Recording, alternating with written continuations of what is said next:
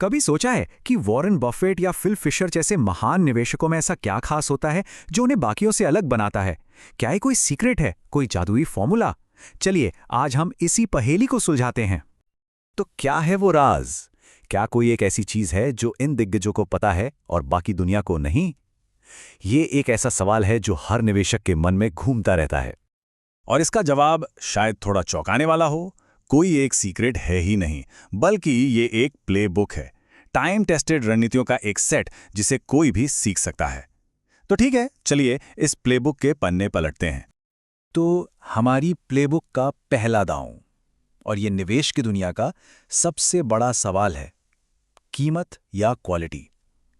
ये एक ऐसा फैसला है जो आपके निवेश के सफर की पूरी दिशा तय कर सकता है। यहां पर वैल्यू इन्वेस्टिंग की कहानी एकदम साफ हो जाती है। देखिए, एक तरफ हैं वॉरेन बफेट के गुरु बेंजामिन ग्राहम।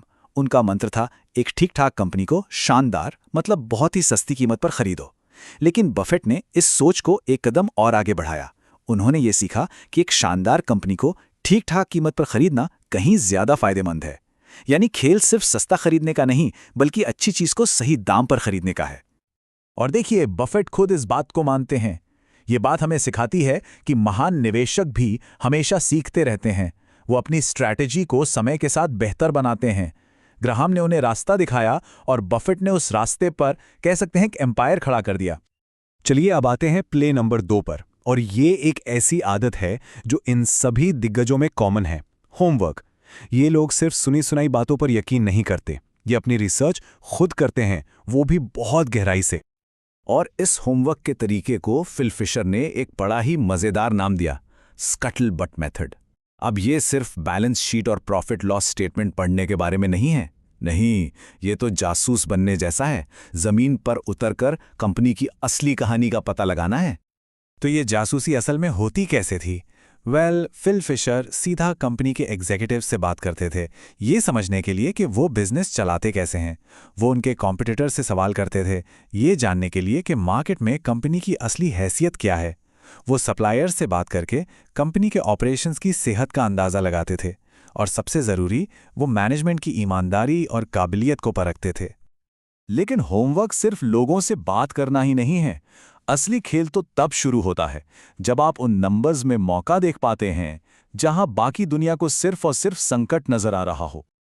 इसका सबसे बेहतरीन एग्जाम्पल है वॉरेन बफेट का वॉशिंगटन पोस्ट में किया गया निवेश। सोचिए, 1973-74 का दौर था।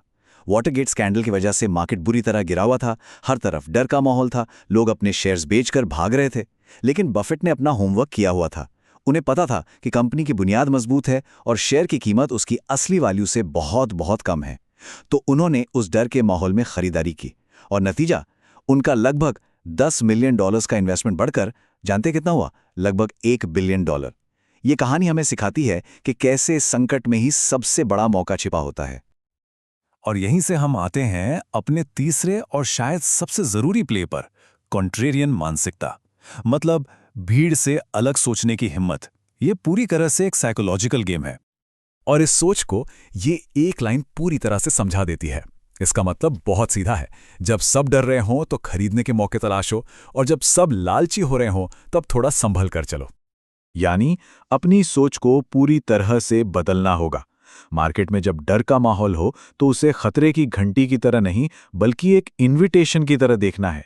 एक ऐसा मौका जब अच्छी अच्छी कंपनियां आपको डिस्काउंट पर मिल रही हों। और इतिहास गवाह है, 1932 की महामंदी के दौरान बेंजामिन ग्राहम वो स्टॉक्स खरीद रहे थे जिन्हें कोई हाथ लगाने को तैयार नहीं था। जब दूसरा विश्व युद्ध शुरू हुआ तो जॉन टेम्पल्टन ने इस बात पर दांव लगाया कि युद्ध मंदी को खत्म कर देगा, और वो सही साबित हुए। और बफेट का 1974 वाला किस्सा तो हम देख ही चुके हैं। इन सब ने क्या किया? इन्होंने मैक्सिमम पेसिमिज्म यानी घोर निराशा के पलों को अपने सबसे बड़े मुनाफे में बदल दिया। तो इन सारी बातों से, इन दिग्गजों की प्लेबुक से हम अपने लिए क्या सीख सकते हैं? चलिए इन तीनों मेन पॉइंट्स को एक साथ जोड़कर देखते हैं। तो कुल मिलाकर ये प्लेबुक 3 बहुत ही पावरफुल आइडियाज पर टिकी है। पहला, अपनी वैल्यू को समझिए कि आप कीमत के पीछे भागेंगे जैसा ग्राहम ने किया या फिर क्वालिटी को चुनेंगे जैसा बफेट करते हैं। दूसरा, अपना होमवर्क कीजिए, फिल फिशर की तरह जासूस बनिए, कंपनी को अंदर बाहर से समझिए। और तीसरा, अपनी साइकोलॉजी पर काम कीजिए, एक कॉन्ट्रेरियन बनिए और डर का सही इस्तेमाल करना सीखिए। और आखिर में एक बात याद रखने वाली है, इन दिग्गजों की जीनियस किसी मुश्किल फॉर्मूले या सीक्रेट कोड में नहीं है। नहीं, उनकी असली ताकत है इन आसान से दिखने वाले आइडियाज को अनुशासन के साथ लगातार साल दर साल फॉलो करने में। तो सवाल ये नहीं है कि ये कैसे होगा, सवाल ये है कि आप शुरुआत कहां से करेंगे। कीमत, होमवर्क या फिर मनोविज्ञान, ये प्लेबुक अब आपके हाथ में है।